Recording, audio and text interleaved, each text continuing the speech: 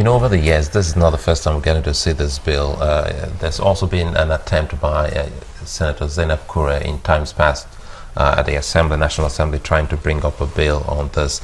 But some have come up to argue, looking at it, saying that, hey, wait a minute, it looks as if we're trying to nationalize some, you know, individual enterprise, some few people who are cattle breeders.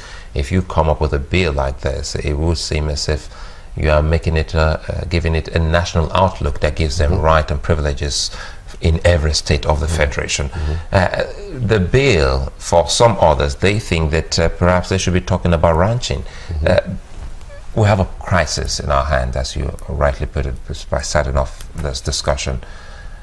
If you say everything has this, you know, the language in which it is couched could offend the sensibilities of some people in such states, for instance, where you make it look like you owe me a duty, you must give me a land in your place, whether you like it or not. That's what the language seems. Are there better ways to couch it, or maybe instead of grazing reserves, we should be talking about the ranching system? Yeah, you know, in every law that is passed or promulgated, that's what we call mischief rule. The mischief this bill seeks to take care of is the wanton destruction of lives and property, and again enhancing the quality of the produce. And if that is the case, you ask yourself, how can that be best achieved? I'll give you an example. A part of the functions of the commission is to establish, when you have the reserve, they build clinics and schools inside it. And this will happen in communities where you don't have light, you don't have water, you don't have good schools, you don't have dispensaries, talk less of clinics and hospitals. So you now find that the villagers will be here. There's a boundary delineating the reserve and the village. That's from the actual community. Yes, and then they will be looking like saying some white men are living in our village. You know, they have the best of life. What qualifies them to those good things of life? Because they are in the reserve. And that becomes a problem. Are you treating everybody equal before the law in Nigeria? And you also look at it. I know of a Catholic bishop in the northern part of the country who has been clamoring that they want to buy land, they want to build schools. And there has been a conspiracy not to allow them buy, not to be allocated free of charge. So the church, the bishop and his church, they have the money, they are willing to do that project, but because of lack of knowledge, they are being sabotaged. And then you now tell me that if you have this reserve, I don't know whether you've seen the herdsmen. If you know them, you can imagine what they will make out of the clinics and the schools that you think you're building for them. It is true that something has to happen. There's a mischief that the bill seeks to cure. But what is the best way to do it? And you think, from your analysis, from my analysis, trying to cure it, we just might be creating a bigger mischief. Bigger mischief in the country. Bigger mischief in the country. I'll give you an example. And please, like I said, it's not between we and them. This is about national interest, national problem. If you, just last week, Ladipo Market was gutted by fire. I saw it in channels. And then we all know that the Igbo people are the ones who are in the market. 24 hours later, in Channels TV, I saw them picking the debris and trying to start all over again. That is the survival spirit. And until we begin to look inward, and this time around, it behoves on the governors. It behoves on the governors. Why would you, we're no longer in that era that a governor rules his state from Abuja. There's no money anymore in Abuja. And God has given you a good problem. The good problem is that you have cattle. You need to make something out of it. For those of us who are Christians, what the prophet asked the woman, the widow, is, what do you have in your house? And the woman said, I have a little jar of oil.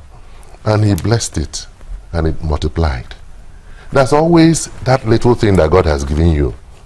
And in the case of some of these states, it is this cattle. They can have their ranches. We all go to America, we go to England, we see ranches. They can have it and then export the meat to these states where they want to establish reserves. Some of them said that, look, they may not necessarily have the funds to acquire those ranches, and that would be a problem for them. And they create enabling environment. Investors will come.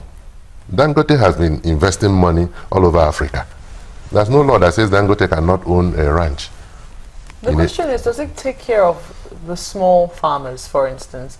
I mean, you know that as in farming, you know, the hoe and cutlass, the average farmer now is, you know, the one using the hoe and cutlass. They say they also have that amongst the herdsmen, you know, people who have a few herds of cattle. How do you think that these people can also be taken care of in such a way that they don't go to farmers? I think it's easy. The government comes in, the state government comes in, they form cooperatives.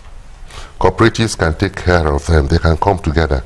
And I have a feeling that those herdsmen you see, those cattle are not even theirs.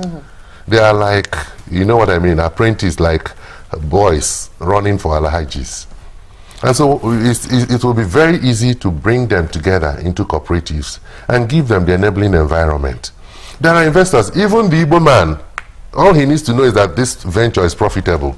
He will go to Borno State and invest money. Let the governors make it attractive. Agriculture was not attractive in Anambra before Governor Willie Obiano came there. And today everybody is running back to invest in dollars. Quite a lot of people are investing in dollars. Chinese, they're in Anambra. So it depends on how the governor packages it. There's something God has given these states. Let them look inward. But you know, what about when they say, look, this is the lifestyle, this is their way of life, like a culture. And so if you inject some of these other suggestions, it may just alter the culture. And you know what they say, it's difficult to change people's culture. There you go wrong. Oh, okay, well, you've not gone wrong, you've stated the obvious. But the truth is that you can, with enlightenment, take people to the right place. Civilization occurs. Like, you know, years back, a lot of Nigerians went about naked. Today, I'm not sure in any hamlet you see any Nigerian naked. It's an issue of enlightenment. And also know that these herdsmen, they are not like me and you. We can stay the rest of our lives without listening to news. They have their radios. They communicate. If anything happens in any part of the world, they hear. They will hear before you hear. So it is easy to actually indoctrinate them for good. So what do you suggest we do with this bill? The State House of Assemblies or Houses of Assembly should look at this bill and domesticate it. Let them have it in their states. It shouldn't be a national issue. If any state in the south or anywhere in the country, Middle Belt, anywhere, is interested, they can have it. They have the state assemblies. They can domesticate it. They can have it there. But not to say that our Commonwealth will be deployed into forming a commission which will now create reserves in all the states, even states that are looking for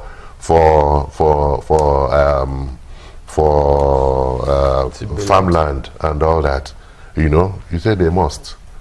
No, it is not done. And remember, this is a federation. We are all federating units, and we are entitled to our decisions. You cannot lord. That's the problem we have. So much power in the center. So when you lord it over from Abuja, every state will conform. That shouldn't be so. You know, even though you tried saying that we should take away the ethnic personality and look at the crisis per se and say we have a crisis on our hands, whether Fulani or anyone, but the herdsmen, we have marauding herdsmen, but it still goes back to what it is, because they are of a stock that even from amongst them, sometimes they come on air to say those ones who are killers are not one of us, and they come into the country from another through the borders.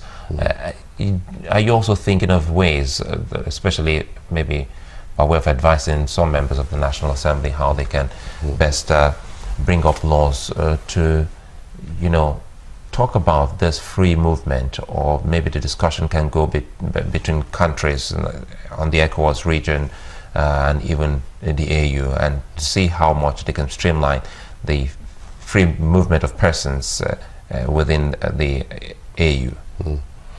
Yeah, I think that will make sense. But the issue of anybody saying these people are not our people, it's like when a man has 10 children and one becomes an armed robber, the man and wife will come out and say, he's not our son, no, he's not our son. Meanwhile, he is their son. But that's a way of saying, this is not my blood, he's not behaving like us. It is true that some of them may not be Nigerians, and that's why I said let's not categorize them into Fulani herdsmen, Igbo herdsmen, Yoruba herdsmen. Let's talk about herdsmen and their nuisance. If you look at it, then you criminalize what they do. As far down as Oka in Anambra East, a widow was actually cultivating in her farm, and they came and raped her. It was all over the news. The Reverend Sisters, the mothers, they came demonstrating in Oka. The nuisance is everywhere. So let's talk about how to criminalize it so that they will even know it's a crime, because many of them do not know it's a crime. I remember growing up, you know, of course my dad was a lawyer, a magistrate in the 60s and early 70s. And I remember in the town where we lived, in the morning they will come and report themselves to the police. I have killed him. I've killed him. I just killed him tonight. He looked for my trouble. I killed him. Because they do not realize that killing is called murder. Criminalize it. Let people know that this is a crime. Many of them, if they do know and know there's a punishment attached to it, maybe they will cease. And then you go to the issue of border control. Of course, with the issue of Boko Haram, we have realized that we can actually monitor our borders. We can actually interface with Niger Republic, Cameroon, and all that. We can adopt that model. It has worked with Boko Haram fight. It can work in this case. All right, Mr. Etiaba is a senior advocate of Nigeria. Thank you for coming on this morning. Thank you very much.